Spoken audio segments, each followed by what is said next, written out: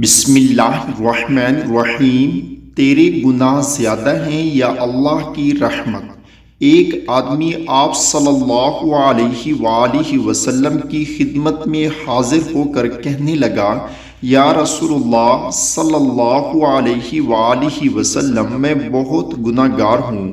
آپ صلی اللہ علیہ وآلہ وسلم نے فرمایا، تیرے گناہ زیادہ ہیں یا بارش کے قطرے؟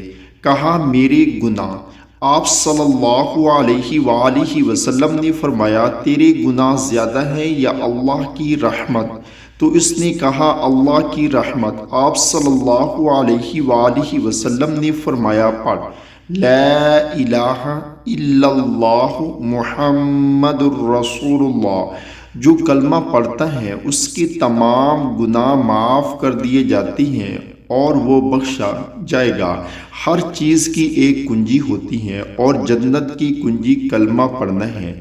کلمہ پڑھنے سے جہنمی جنتی بن جاتا ہے۔ آپ صلی اللہ علیہ وآلہ وسلم کا ارشاد ہے کہ جو شخص وضو بے وضو کثرت سے کلمہ پڑھتا رہے گا تو اللہ تعالیٰ اس کے لیے جہنم کی آگ حرام کر دیں گے۔ اللہ تعالیٰ عمل کی